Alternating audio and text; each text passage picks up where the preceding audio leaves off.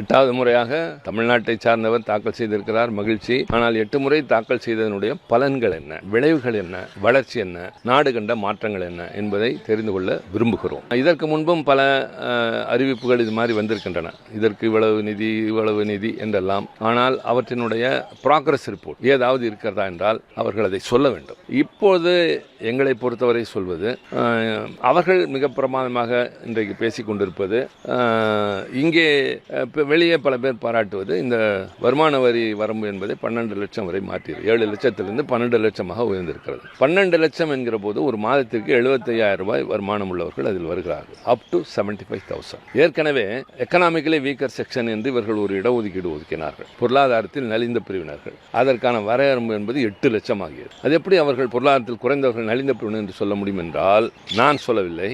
அரசாங்கத்தினுடைய குறியீடு என்பது பிபிஎல், பிலோ பாவர்ட்டி லைன், வறுமை கோட்டுக்கு கீழே வாழ்கிறவர்களுக்கு என்ன குறியீடு என்றால், கிராமப்புறத்தில் வாழ்கிறவர்களுக்கு 27 ரூபாய் ஒரு நாளைக்கு, நகர்ப்புறத்தில் வாழ்கிறவர்களுக்கு 33 என்றால் ஒரு மாதத்துக்கு 1000 ரூபாய். நகரத்தில் வாழ்கிறவங்க, கிராமப்புறத்தில் வாழ்றவங்க 810 ரூபா. இதை வைத்துக்கொண்டு எப்படி குடும்பம் நடத்துவார்கள்? ஆக பல அரசாங்கங்கள் சில இலவச அறிவிப்புகளை அறிவிப்பதற்கு முக்கியமான காரணம், ஏழைகள் இங்கே அதிகம் வாழ்கிறார்கள். இப்படி பேசுகிற பாரதிய ஜனதா கட்சியே டெல்லி தேர்தலில் என்னெல்லாம் அறிவிப்பு வந்திருக்கிறது என்பது எல்லோருக்குமே தெரிந்த ஒன்று. ஆக இவர்களுக்கு என்ன நலத்திட்டம்? இந்த கிராமப்புற வேலைவாய்ப்பு திட்டம், மகாத்மா காந்தி அதை நாட்களை உயர்த்துங்கள், சம்பளத்தை உயர்த்துங்கள் என்கிறார்கள் என்றால், இதை எதிர்பார்க்கிற மக்கள் எத்தனை கோடி பேர் இந்த நாட்டில் இருக்கிறார்?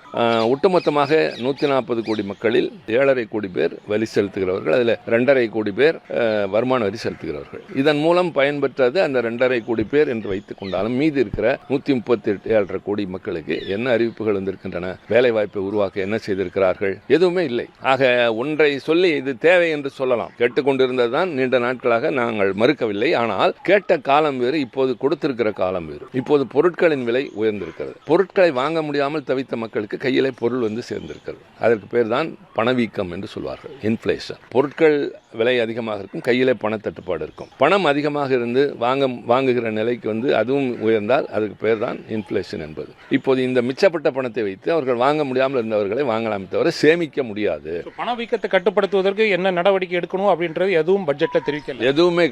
எதுவுமே கிடையாது. இந்த சாதாரணமான மக்கள் நிறைவடைவதை போல ஒரு தோற்றம் வரும், அவ்வளவுதான். ஒரு குடும்பத்தில் எவ்வளவு பேர் சேவிங்ஸ் பண்றாங்கன்னு கொஞ்சம் பாருங்க, கணக்கெடுத்து பாருங்க. நடுத்தர வர்க்கத்தில் கீழே இருக்கவங்களை பத்தி கணக்கே கிடையாது, அவங்களாம் சேவிங்ஸே கிடையாது. நடுத்தர வர்க்கத்தில் எவ்வளவு பேர் சேவிங்ஸ் பண்றாங்கன்னு பாருங்க. வர்ற வருமானத்தில் வாழ்க்கை நடத்துறதுக்கே சரியா போயிடும். நான் திருப்பி சொல்றேன், 1% மக்கள் இந்த நாட்டில் 50 விழுக்காடு வளத்தை அனுபவிச்சுட்டு இருக்காங்க.